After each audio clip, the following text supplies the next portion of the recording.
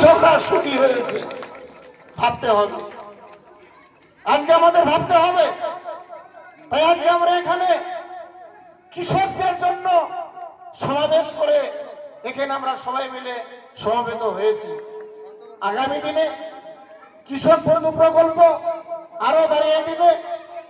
তার পাশাপাশি কৃষকদের ঘরের যে সমস্ত ছেলেমেয়েরা রয়েছে তারা বেকার, এই বেকারত্ব জ্বালা অনেক কঠিন জ্বালা, তাদের হাত খরচের জন্য ন্যূনতম ধার্য করেছে বাংলার মুখ্যমন্ত্রী মমতা বন্দ্যোপাধ্যায়। কি করলো? যুব সাথী প্রকল্প ঘোষণা করে সেখানে বিডিও অফিসে ফর্ম ফিল আপের মাধ্যমে শেষে পোর্টালের মাধ্যমে অনলাইনে শুরু করে দিল। লক্ষ লক্ষ কোটি কোটি বেকার যুবক যুব সাথী প্রকল্পে আবেদন করেছে। তারা ভোটের আগে টাকা পাবে 1500 টাকা করে মাসে মাসে।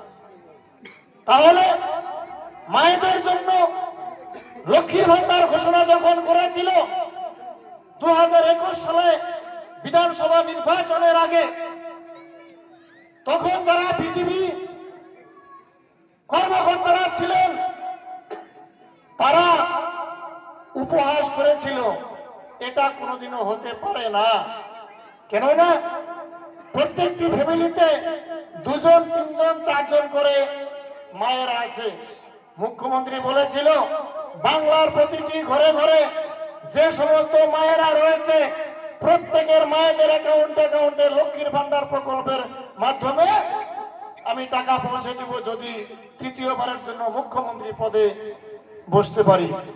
21-এ বিধানসভা নির্বাচন হয়ে গেল, মন্ত্রিসভা গঠন হয়ে গেল, তারপরে